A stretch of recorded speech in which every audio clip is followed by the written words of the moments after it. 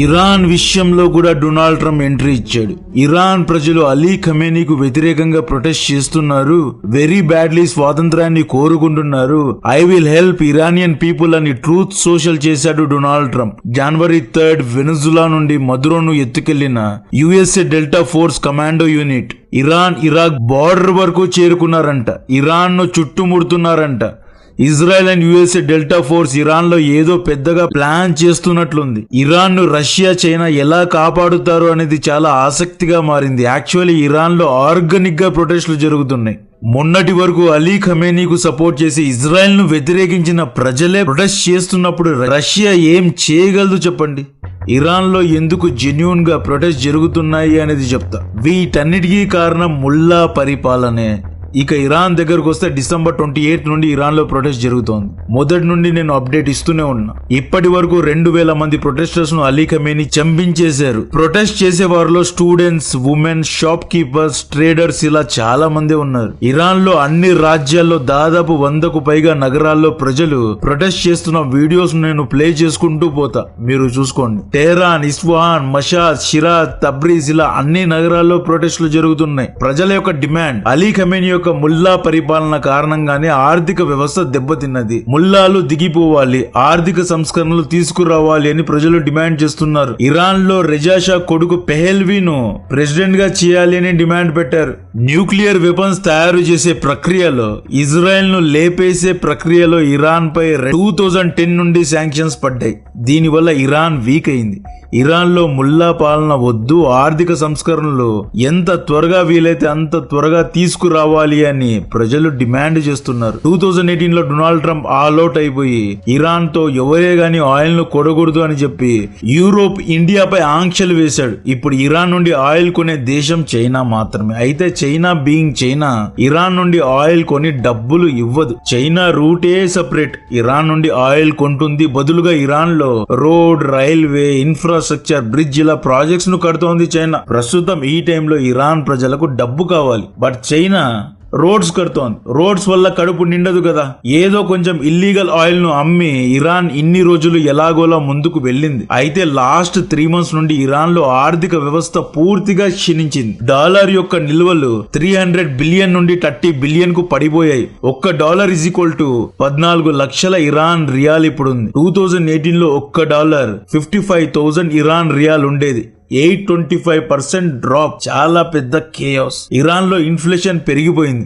ఎంతలా అంటే ఇరాన్ ఫ్యామిలీలో చాలా మంది రోజుకు ఒక పూట మాత్రమే తినగలరు, అది కూడా రోటీ లేదా బ్రెడ్ మాత్రమే. బీఫ్, మటన్, చికెన్ తినడానికి డబ్బులు లేవు, త్రాగడానికి నీళ్లు లేవు. ఇరాన్ లో వాటర్ షార్టేజ్ కూడా ఉంది. యుఎస్ఏ తో శత్రుత్వం కారణంగా యూరోప్ లేదా ఫారెన్ కంపెనీస్ ఎవరే గానీ ఇరాన్ లో పెట్టుబడులు పెట్టలేదు. ఇండియా ఏదో చాబార్ పోర్ట్ అని అక్కడ పెట్టుబడి పెట్టింది, దాన్ని కూడా ఆపేశారు. ఇరాన్ ఎక్స్పోర్ట్స్ తగ్గిపోయాయి. ఆయిల్ ఉన్నా కూడా బయ్యర్స్ లేరు. కుల, మత, ప్రీతి, ప్రాంత, ఆడ, మగ హక్కుల కోసం పుట్టిన ఉద్యమాలను అణిచివేయచ్చు. డైలాగ్, డిప్లొమసీ లేదా డిక్టేటర్షిప్ తో అణిచివేయచ్చు. బట్ ఆకలి వల్ల పుట్టే ఉద్యమాన్ని ఎవరే గాని ఆపలేరు. కడుపు మంట, కడుపు కోత, తిండి, బట్ట, నీరు కోసం జరిగిన ఉద్యమం కాబట్టే ఈసారి ఇరాన్ ప్రజలను ఆపడానికి ఎవ్వరి తరం కావడం లేదు. ఈవెన్ పుతిన్ కూడా ఇరాన్ పై మిలిటరీ దాడి జరిగితే ఆపగలడు. యుఎస్, ఇజ్రాయెల్ ఇద్దరూ కలిసి దాడి చేస్తే కౌంటర్ ఇవ్వగలడు. బ్యాలెన్స్ ఆఫ్ పవర్ ను మెయింటైన్ చేయగలడు. ప్రజలు మాకు తినడానికి తిండి లేదు అంటే రష్యా ఏం చేయగలుగుతుంది? ఇదంతా అలీ ఖమేనీ మొండి పట్టు కారణంగా జరిగిన పంచాయతీ. ఇరాన్ దగ్గర బ్యాలిస్టిక్ మిసైల్స్, ఐఆర్జీసీ అనబడే elite military wing, intelligence, morality police, civil police, Ali Khamenei private army ఇలా చాలా మంది ఉన్నారు. కానీ 15 రోజుల నుండి ఉద్యమాన్ని అణిచివేయలేకపోతున్నారు. 2022లో ఉమెన్ రైట్స్ కోసం ఉద్యమం జరిగింది, బట్ ఇరాన్ దాన్ని అణిచివేయగలిగింది. అయితే ఈసారి అణిచివేయలేకపోతున్నారు. అలీ ఖమేనీ అండర్ గ్రౌండ్ లో ఉన్నారు. ఆయన ఇరాక్, లెబనాన్, జోర్డాన్ ఎక్కడున్నాడో తెలియడం లేదు. ఏ అండర్ గ్రౌండ్ లో దాక్కున్నాడో తెలియదు. పెద్ద ఆయనకు రియాలిటీ అర్థం కావడమే లేదు. మన పెద్దవాళ్ళు ఏమన్నారు? ప్రజా రాజా అంటారు. అంటే రాజు ప్రజలకు దగ్గరగా ఉంటేనే ప్రజా సమస్యలు అర్థమవుతాయి.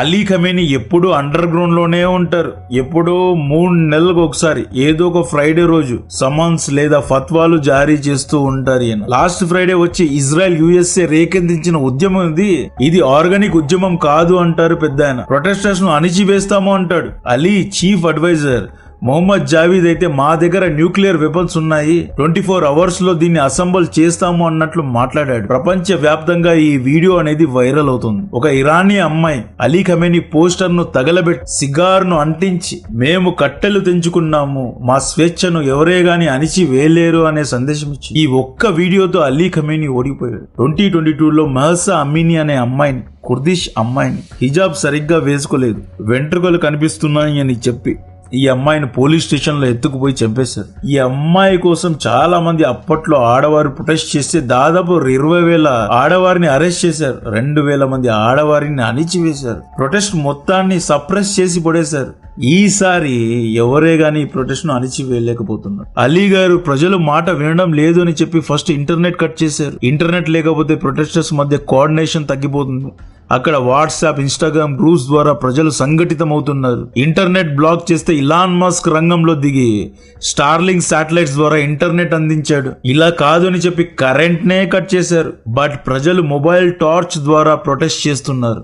నేను కొన్ని వీడియోస్ చూసా. ఇరాన్ యొక్క IRGC సైన్యం ఓపెన్ గానే ప్రజలపై బుల్లెట్లతో దాడి చేస్తోంది, గన్ ఫైరింగ్ చేస్తోంది. ఆ వీడియోస్ ను ఇక్కడ పెట్టలేను. డైరెక్ట్ గా గన్ ఎత్తి కాల్ చేస్తున్నారు. 2,000 మందిని అలిజిడ్లీ చంపేశారు. ఇరాన్ లో ఊచ కోత జరుగుతోంది. ఈ వీడియోస్ చూడండి. చాలా మంది Iran protesters lion and sun symbol కలిగి ఉన్న ఫ్లాగ్స్ ను ఎగరవేస్తున్నారు. ఇరాన్ ఫ్లాగ్ ను తీసివేసి ఈ ఫ్లాగ్ ను వేస్తున్నారు. కెనడా, ఆస్ట్రేలియాలో ఉన్న ఇరాన్ ఎంబసీలో కూడా ఈ ఫ్లాగ్స్ ను ఎగరవేస్తున్నారు. ఇది సఫవిద్ ఎరా నాటి ఫ్లాగ్ అన్నమాట. యాక్చువల్లీ USA అండ్ రష్యా మధ్య జరిగిన కోల్డ్ వార్ ఇది. 1963లో ఇరాన్ రాజు Reza Shah being and close ally of USA ఈయన ఏం చేశాడు, వైట్ రెవల్యూషన్ అని చెప్పి టెహరాన్, ఇస్ఫహాన్ వంటి నగరాల్లో పబ్స్, బార్స్, మోడర్న్ కల్చర్ తీసుకొచ్చాడు. అమ్మాయిలు మిడ్డీ చెడ్డీ స్కర్ట్స్ వేసుకోవచ్చు అని చెప్పాడు. ఇరానియన్స్ తెల్లులలాగా అవ్వాలి అని చెప్పి ఇరాన్ కల్చర్ ను మార్చడానికి, పర్షియన్, షియా కల్చర్ ను మార్చడానికి ట్రై చేశాడు. వైట్ రెవల్యూషన్ లో భాగంగా రోడ్స్, రైల్స్, ఇండస్ట్రీస్ ఇలా డెవలప్మెంట్స్ ఎన్నో చేశాడు. ఆ టైంలో సోవియట్ యూనియన్ కమ్యూనిజం ను వ్యాపించాలి అని చూసింది. ఆఫ్ఘనిస్తాన్ లో కమ్యూనిస్టు ప్రభుత్వాన్ని స్థాపించి ఇరాన్ లో కూడా USA ఆలీ అయిన రెజా షాను దించాలి అని KGB ట్రై చేసింది. 1971లో రెజా షాకు రికగ్నిషన్ క్రైసిస్ ఉండేది. ప్రపంచం తనను గుర్తించాలి అని ఉండేది. పర్షియన్ సామ్రాజ్యం 2,500 ఏళ్లు పూర్తి చేసుకున్నందుకు రెజా షా ఇరాన్ లో ఒక పెద్ద పార్టీ ఇచ్చాడు. ఇరాన్ ఎడారిలో టెంట్స్ వేశాడు. యూరోప్ నుండి ఫ్లవర్స్ ను ఇంపోర్ట్ చేసుకున్నాడు. ఎడారిలో పాముల్ని చంపేసి 2,500 పక్షుల్ని తీసుకొచ్చి ఇప్పటి కరెన్సీతో కన్వర్ట్ చేస్తే దాదాపు 12,000 కోట్లు ఖర్చు పెట్టి చాలా పెద్ద పార్టీ చేశాడు. ప్రపంచ వ్యాప్తంగా ఉన్న అందరినీ పిలిచాడు. ఎందుకు ఈ పార్టీ అంటే అకమెనిడ్స్ సామ్రాజ్యం యొక్క రాజులైన సైరస్ ద గ్రేట్, డారియస్, సెక్సాస్ ఈ రాజులకు నిజమైన వారసుడిని నేనే అని రెజా షా షో ఆఫ్ చేయడానికి 2,500 ఏళ్ల యానివర్సరీ చేశాడండి. అయితే హిస్టారికలీ చూసుకుంటే రెజా షా అనే వ్యక్తి పేలివి డైనెస్టీకు చెందినవాడు. సైరస్ పార్సియన్ ఎంపైర్, వీళ్లకు రెజా షాకు ఎటువంటి లింక్ లేదు. అయినా కూడా పర్షియన్ సామ్రాజ్యం తనదే, తాను పర్షియన్ సామ్రాజ్యానికి చెందిన వాడే అన్నట్లు ఈ పార్టీ చేశాడు. తన సొంత లాభం కోసం దేశ డబ్బును వేస్ట్ చేసినందుకు రెజా షాపై ప్రజల్లో కోపం ఆకాశానికి అంటింది. ఈ కోపాన్ని రోయల్లా ఖమేనీ ఉద్యమంగా మార్చాడు. రోయల్లా ఖమేనీ ఎవరు? ఈయన ఒక షియా క్లెరిక్. ఇరాన్ లో షియా చట్టాలను, షరియా చట్టాలను తీసుకురావాలి, ఇరాన్ ను ఇస్లామిక్ రాజ్యంగా మార్చాలి అని పోరాటం చేసిన ముల్లా ఇతను. రోయల్లా ఖమేనీకు సోవియట్ యూనియన్ సపోర్ట్ చేసేది. 1964లో రోయల్లా ఖమేనీ ఇరాక్ కు పారిపోయాడు. రెజా షా ఒత్తిడి కారణంగా ఇరాక్ ఆశ్రయం ఇవ్వలేదు అని చెప్పి ఫ్రాన్స్ కు వెళ్ళాడు. ఫ్రాన్స్ అనేది ఫ్రీ మీడియా, ఫ్రీ స్పీచ్ కాబట్టి ఫ్రాన్స్ నుండి రోయల్లా ఖమేనీ సర్మన్స్, ఫత్వా, రికార్డెడ్ స్పీచెస్ ను పంపి ఇరాన్ ప్రజలను మార్చడం మొదలు పెట్టాడు. వైట్ రెవల్యూషన్ ఇస్లాం కు వ్యతిరేకం, వెస్టర్న్ కల్చర్ వల్ల ఇస్లాం ప్రమాదంలో పడుతుంది, అమ్మాయిలకు ఎక్కువగా స్వేచ్ఛ ఇవ్వద్దు, USA ఇరాన్ ను దోచుకుంటోంది, పబ్స్, బార్స్ లో తాగడం, అమ్మాయిలకు విడాకుల హక్కులు ఇవ్వడం అనేది ఇస్లాం కు విరుద్ధం అని చెప్పి ఫ్రాన్స్ నుండి ఫత్వాలు జారీ చేసేవాడు. సోవియట్ యూనియన్ కూడా ఇరాన్ లో అసమానత్వం ఉంది. పెద్ద పెద్ద నగరాల్లో చాలా డబ్బులున్న వాళ్ళు ఉన్నారు, చిన్న చిన్న గ్రామాల్లో పేదవారు ఉన్నారు. రెజా షా ధనవంతులకే సపోర్ట్ చేస్తున్నాడు అన్నట్లు కేజీబీ కూడా ప్రాపగండాను మొదలుపెట్టింది. 1979లో ఇరాన్ లో ప్రజల తిరుగుబాటు జరిగింది. రెజా షా జోర్డాన్ కు పారిపోయాడు. రొయల్లా ఖమేనీ ఎయిర్ ఫ్రాన్స్ అనే ప్లేన్ ద్వారా ఇరాన్ లో దిగాడు. ఇక్కడ సిఏఏ వర్సెస్ కేజీబీ గేమ్ లో కేజీబీ గెలిచింది. ఇక్కడ ఇండైరెక్ట్లీ ఆర్ డైరెక్ట్లీ ఫ్రాన్స్ యొక్క ఫ్రీ స్పీచ్ అసైలం లాస్ కారణంగా రొయల్లా ఖమేనీ ఇరాన్ లో తిరుగుబాటు చేశాడు. సిఏఏ ఇక్కడే రొయల్లా ఖమేనీ యొక్క శక్తిని గ్రహించడంలో ఫెయిల్ అయింది. ఆ తర్వాత రొయల్లా ఖమేనీ యొక్క ముల్లా రాజ్యం ఇరాన్ లో పడింది. ఇది రొయల్లా ఇరాన్ లో సుప్రీం అయిన వెంటనే సో కాల్డ్ ఫ్రాన్స్ నమ్మిన ఫ్రీ స్పీచ్ ను అణిచివేశాడు. అమ్మాయిల హక్కులను లాక్కున్నాడు. ఇరాన్ లో షరియా చట్టాలను స్థాపించాడు. దీంతో ఫ్రాన్స్ ఊరికే రొయల్లా ఖమేనీకు ఆశ్రయం ఇచ్చాను అని చెప్పి మాటలను నమిలే పరిస్థితికి వచ్చింది ఫ్రాన్స్. రొయల్లా ఖమేనీ మరణం తర్వాత ఆయన శిష్యుడు అలీ ఖమేనీ ఇరాన్ను పాలించసాగాడు. 1979 నుండి ఇరాన్ సోవియట్ యూనియన్ బాస్కెట్లో పడింది అన్నమాట. అప్పటి నుండి ఈ రోజు వరకు సిఏఏ ఎలాగైనా ఇరాన్లో కూ చేయాలి అని ప్లాన్ చేసింది. ఇప్పుడు ఛాన్స్ దొరికింది. అణ్వాయుధాలు తయారు చేసి ఇజ్రాయెల్ను లేపేయాలి అనే డొకుమెంట్తో అలీ ఖమేనీ యుఎస్ఏ ద్వారా శాంక్షన్స్ను వేసుకున్నాడు. ఇప్పుడు ఆర్థిక వ్యవస్థ పడిపోయింది కాబట్టే ప్రజలు ఉద్యమం చేస్తున్నారు. అందుకే డొనాల్డ్ ట్రంప్ అండ్ సిఏఏ రంగంలో దిగి 1979లో మేము చేసిన తప్పును సరిదిద్దుకుంటామంటున్నారు. ఇరాన్లో యుఎస్ఏ బ్యాక్వర్డ్ లీడర్ను కూర్చోబెట్టాలి అని చూస్తున్నారు. ఆ పిప్పెట్ లీడర్ ఎవరో కాదు, రెజా షా కొడుకు రెజా పేహ్లవీ.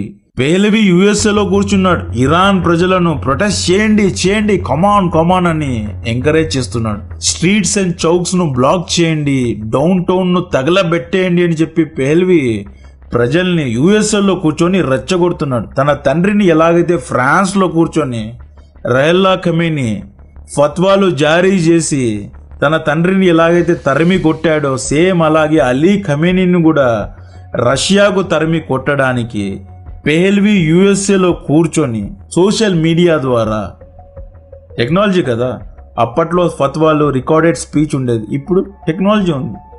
సో స్టార్లింక్ శాటిలైట్ ద్వారా ఇంటర్నెట్ వస్తోంది.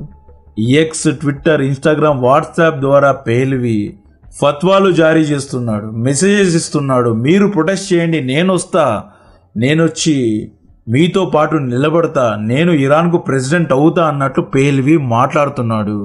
ఇక్కడ ఈ కేయాస్ లో ఇజ్రాయెల్ ఎలా లాభపడుతుంది అంటే, ఇజ్రాయెల్ ప్లాన్ ఏంటి అంటే ఇరాన్ లో రెజీమ్ ను చేంజ్ చేసి ఇరాన్ యొక్క అన్ని న్యూక్లియర్ ఫెసిలిటీస్ ను సబటాజ్ చేయాలి అని ఇజ్రాయెల్ ప్లాన్ చేస్తోంది.